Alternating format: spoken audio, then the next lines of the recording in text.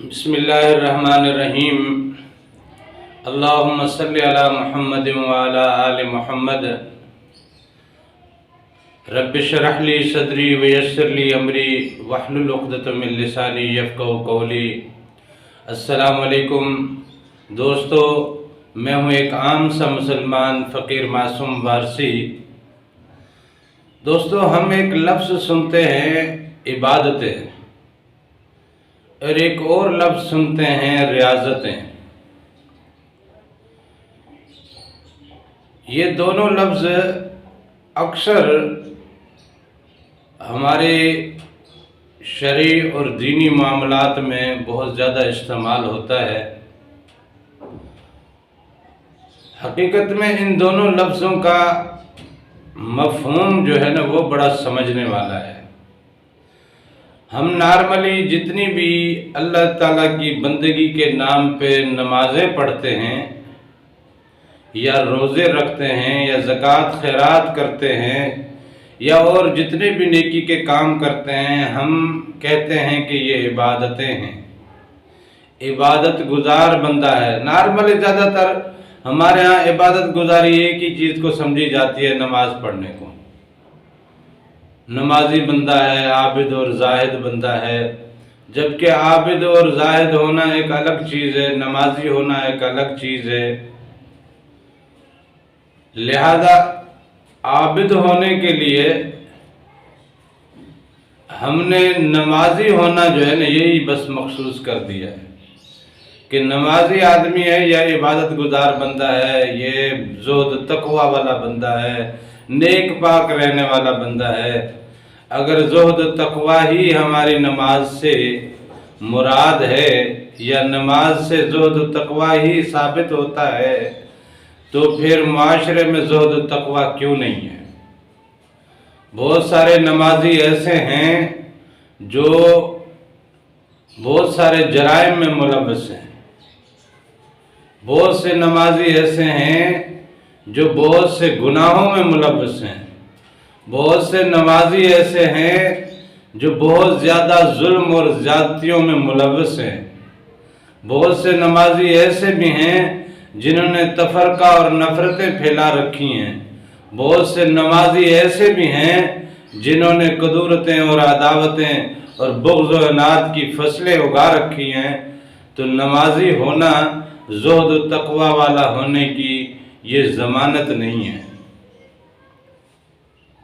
اصل میں یہ جو ہماری سمجھ کو یا ہماری سوچ کو یا ہمارے خیال کو یا ہماری اس قسم کی یہ جو تربیت کر دی گئی ہے کہ ہم نمازی کو ہی عابد اور زاہد یا نمازی کو ہی ہم عبادتوں اور ریاضتوں والا سمجھ بیٹھے ہیں، تو یہ بات غلط ہے۔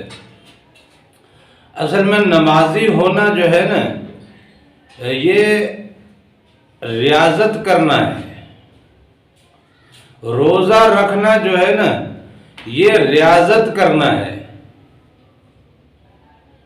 اسی طرح حج کا معاملہ بھی ریاضت سے وابستہ ہے، عبادت سے وابستہ نہیں ہے۔ یہ بات سمجھنے والی ہے۔ ریاضت کہتے ہیں ریاض کرنے کو، مشق کرنے کو۔ بڑی خوبصورت بات کہی تھی افتخار ٹھاکر نے۔ اس سے جب پوچھا کہ آپ نے کتنی حج کیے ہیں، اس نے کہا حج تو پتہ نہیں ہوا کہ نہیں ہوا، حج کرنے کی پریکٹس کر رہا ہوں۔ یہ 10-11 مرتبہ جو یہ حج پہ میں گیا ہوں تو یہ حج کرنے کی میں پریکٹس کر رہا ہوں، ریاضت کر رہا ہوں، کوشش کر رہا ہوں، سیکھ رہا ہوں کہ حج کیسے کیا جائے۔ حج کرنا تو کچھ اور ہوتا ہے۔ ابھی حج کیا نہیں ہے، ابھی حج کرنے کی پریکٹس کر رہا ہوں۔ بڑی خوبصورت بات کہی اس نے۔ لہذا یہ جو کچھ بھی ہم کرتے ہیں، روزے رکھنا ہے، نمازیں پڑھنا ہے، تلاوتیں کرنا ہے، سجدے کرنے ہیں، نوافل پڑھنے ہیں، تہجد پڑھنے ہیں، یہ سب کچھ ایک قسم کی ریاضت ہے، یہ مشق کرنا ہے اپنے آپ کو بندگی کے لیے تیار کرنے کے لیے، اپنے آپ کو بندہ بنانے کے لیے یہ مشق ہے۔ بہت سے نعت خوان مشق کرتے ہیں، نعت کی ایک طرح کو یا ایک ترنم کو اپنی پریکٹس میں لاتے ہیں، اپنی مشق میں لاتے ہیں، تاکہ یہ دوبارہ جب ہم نعت پڑھیں کسی پروگرام میں تو بڑی سمودلی اور خوبصورتی کے ساتھ اسی ترنم اور اسی طرح میں ہم پڑھ سکیں۔ اسی طرح گانا گانے والے بھی مشق کرتے ہیں، ریاض کرتے ہیں، اسی طرح موسیقار بھی ریاض کرتے ہیں، اسی طرح مختلف فلموں اور ڈراموں میں کام کرنے والے اپنے ڈائلاگز کی مشق کرتے ہیں، اس کا ریاض کرتے ہیں۔ اسی طرح یہ ایمان والے بھی نا، یہ بیسیکلی ریاض کرتے ہیں۔ یہ جتنی بھی مسجدیں ہیں، یہ اذانیں ہیں، یہ جو نمازیں ہیں، یہ جماعتیں ہیں، یہ جو کچھ بھی ہو رہا ہے، یہ سب کچھ ریاضتیں ہو رہی ہیں۔ حقیقی کلیہ یہی ہے کہ یہ سب ریاضتیں ہیں۔ تو پھر عبادت کیا ہے؟ اگر یہ سب ریاضت ہے تو عبادت کیا ہے؟ بھئی عبادت تو عشق میں ہوتی ہے۔ جب آپ کو اللہ کا عشق لگ جائے، جب آپ کی ذات میں اللہ کے اور اس کے رسول کا عشق اتر جائے، جب آپ کی اپنی ذات فنا ہو جائے، جب آپ کے اٹھنے میں، بیٹھنے میں، چلنے پھرنے میں، کام کاج میں، بولنے میں، ہر چیز میں اللہ اور اس کے رسول کا عکس نظر آئے، آپ کی ذات سے اللہ اور رسول کا وہ رنگ نظر آئے، تب آپ جو کرتے ہیں نا وہ آپ عشق میں کرتے ہیں۔ وہ سجدہ آپ ایک فرض سمجھ کے نہیں کرتے، وہ حق سمجھ کے کرتے ہیں۔ یہ میرے اوپر قرض ہے، یہ رب کا حق ہے کہ اسے سجدہ کیا جائے۔ یہ میرے اوپر قرض ہے۔ اللہ نے اتنی نعمتوں سے مجھے نوازا، اپنا خلیفہ بنایا، حضور نبی کریم صلی اللہ علیہ وسلم کا امتی بنایا۔ اللہ تعالیٰ نے اتنے اکرام کیے، اتنے انعام کیے، اتنی عنایات کی ہیں۔ ان تمام عنایات کے بدلے میں اگر اللہ کے حضور کو شکر بجا لانا ہے تو شکر بجا لانے کا صرف اور صرف واحد یہی طریقہ ہے کہ اس کے حضور سجدہ ریز ہوا جائے، اس کے حضور سجدہ ریز ہوا جائے۔ اور یہ نہیں کہ سجدے کے کچھ پل ہیں، 5 وقت ہیں بس، یہ تو ریاضتیں ہیں۔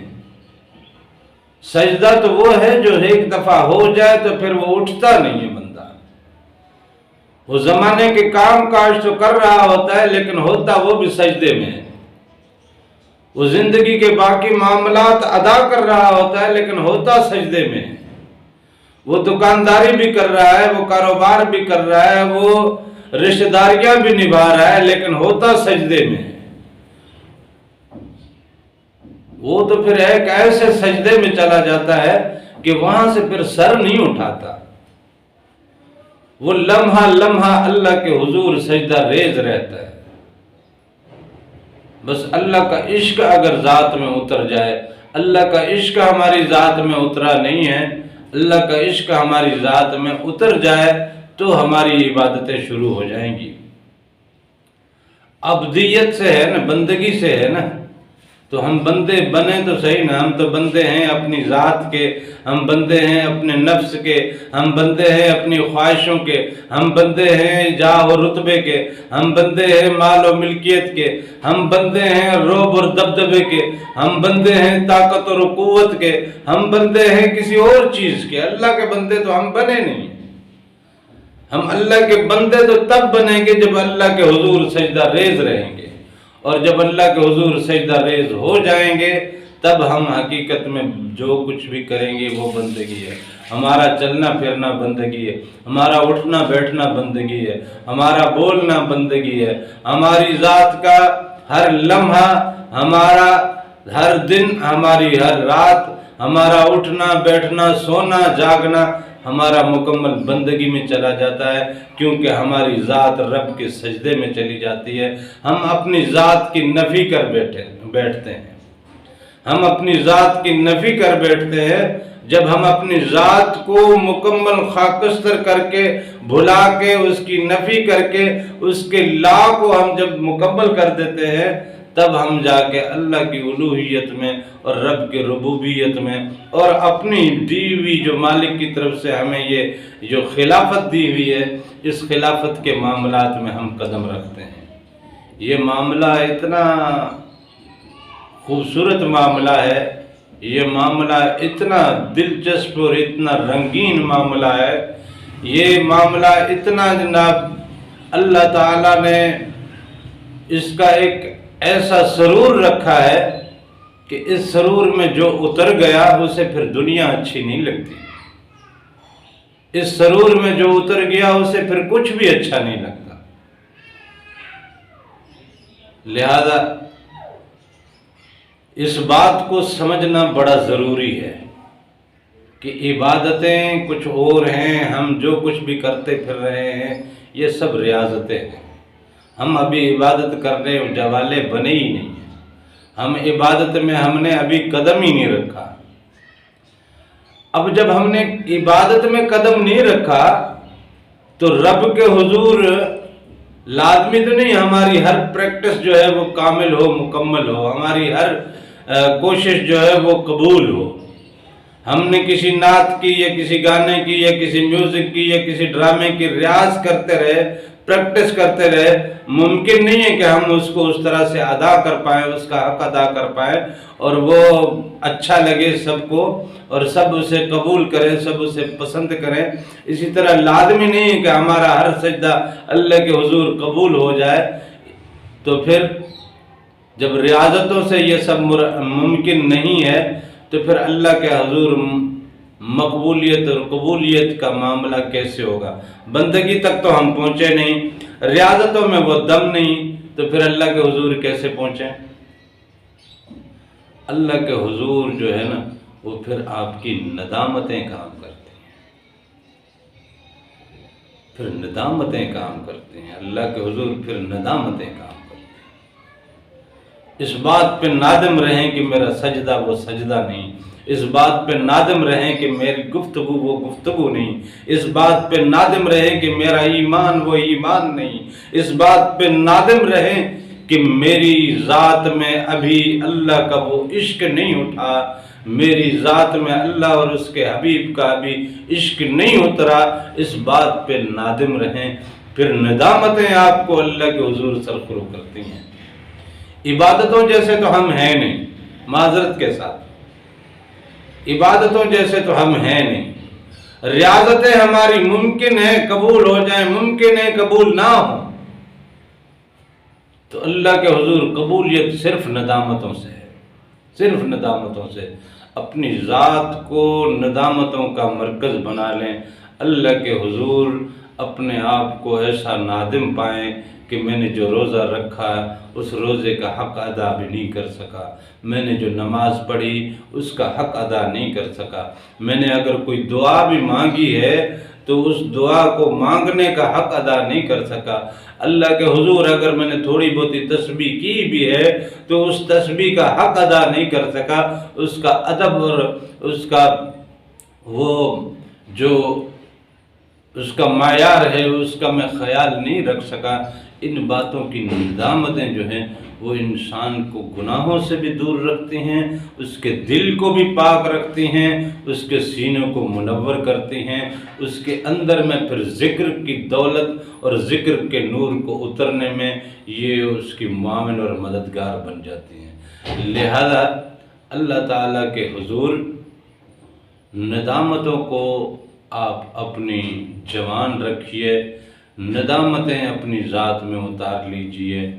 آپ کی ریاضتیں اور آپ کی عبادتیں یہ معاملے کچھ اور ہیں۔ ریاضتوں کا معاملہ قبول ہو کہ نہ ہو، عبادتوں کے معاملے تک ہم پہنچے نہیں ہیں، لہذا ندامتوں کا معاملہ آپ کو بڑا سرخرو کرے، اللہ تعالیٰ کو بڑا ہی پسند ہے، بڑا ہی پسند ہے۔ اور حقیقت میں وہ جو اللہ تعالیٰ نے کہا ہے نا کہ مجھ سے ڈرتے رہو، وہ ڈر کا اصل مقصد یہ ہے کہ ہم نادم رہیں، ندامتیں رہیں، ہم اس بات پہ شرمندہ رہیں